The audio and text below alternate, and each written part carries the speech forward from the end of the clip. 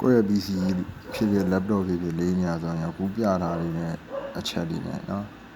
ကိုပြန်ပြီးတော့ cleaning လုပ်လို့ရပါတယ်ဒါမှမဟုတ်တော့ run box နဲ့ window key တွဲနေလိုက်နော် run box ကြာလာတယ်အဲ့ဒီမှာ recent ဆိုပြီးရိုက်ပြီးတော့ recent သဘောတရားမျိုးက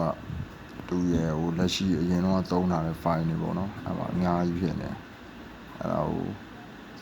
အကုန်လုံး select all မှတ်ပြီးတော့ shift နဲ့ delete နဲ့တွဲနှိပ်ပေးလိုက်ရင်အကုန်လုံးပြတ်သွားပါလိမ့်မယ်နော်ပြီးရင်နောက်တစ်ခုက prefix ကလည်းအဲ့တိုင်းပဲ background မှာ run ထားတဲ့ file တွေအကောင်တွေကလည်းအများကြီးဖြစ်နေ14တော့ပါတယ်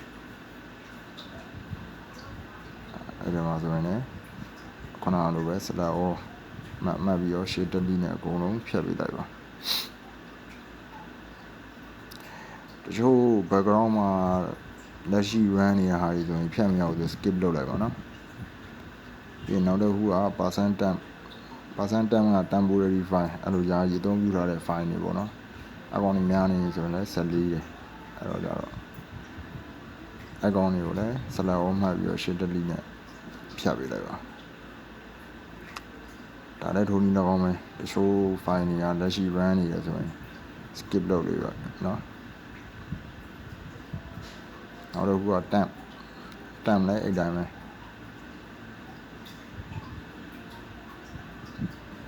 အဲ့ဒါတချို့ run နေတဲ့ file တွေရှိရင် skip လုပ်ပြီ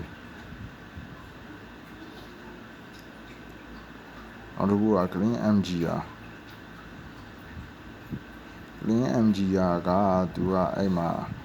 ခုနကတော့ကျွန်တော် CO ရွေးပြီး okay နှိပ်လိုက်တာတွေ့လိုက်တာမသိဘူးပြီးတော့ဆိုရင်အမှ box ထုတ်ပြီးကြာလာလိမ့်မယ်အဲ့ဒီမှာနောက်မှာကဏ္ဍလေးတွေရှိတာသူရင်တော့သုံးထားတဲ့ file တွေရှိရဆိုတဲ့သဘောပဲတချို့ဓာတ်တွေက0ဖြစ်နေလိမ့်မယ်အဲ့ဒီကိုအမှန်ကြည့်ပေးရမလို့နောက်မှာအဲ့ကဏ္ဍတွေရှိနေတယ်အဲ့ file size တွေပြနေတယ်ဆိုတဲ့ဟာတွေကိုအမှန်ကြည့်လိုက်ပေးမယ်အမှန်ကြည့်လိုက်ပေးပြီးရင်အဲ့မှာအကုန်လုံးကို delete လိုက်ရတယ်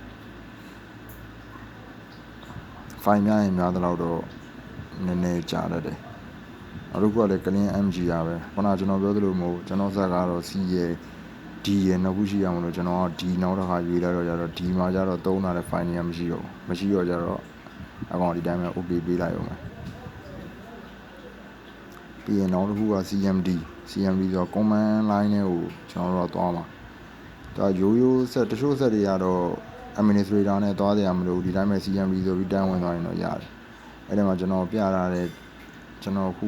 ရိုက်ပြထားတဲ့အတိုင်းပဲရိုင်းလိုက်ရင်သူက chhdsk ဆိုတာက disk ကို check လုပ်တဲ့ command ပေါ့နော်သူက /f ဆိုတာ full scan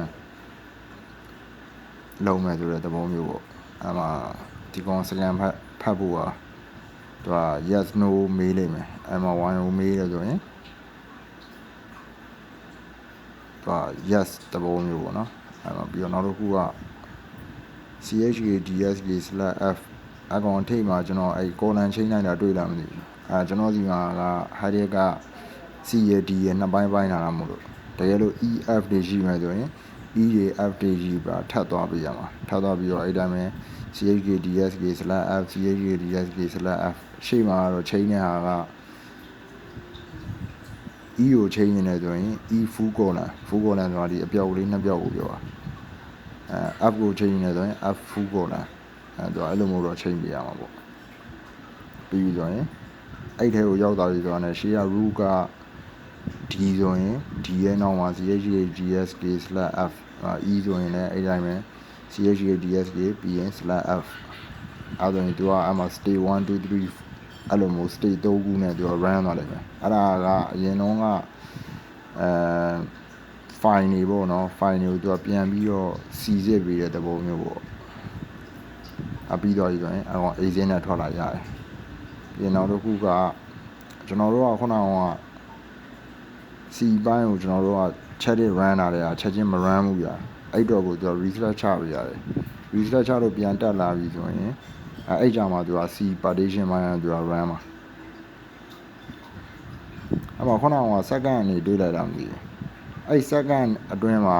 ကျွန်တော်တို့က press any key အဲ့ key တစ်ခုကိုနှိပ်တယ်ဆိုရင်အဲ့ခုနက check it run နဲ့ step ကိုကြော်သွားမှာဗျာ skip လုပ်သွားမှာအဲ့ဒါရလို့ကျွန်တော်တို့အခုက check it run မှာဖြစ်တဲ့အတွက်ကျွန်တော်တို့က ကြော်ချင်ဘူးဗျာအဲ့ကြောင့်ဘာမှနှိပ်ကြမလို့အဲ့ဒါသူအောင်သူအမှ state 2ပေါ့နော်ပြီးပြီဆိုရင်3အတိုင်းဆက်လိုက်သွားလိမ့်မယ်ပြီးပြီဆိုရင်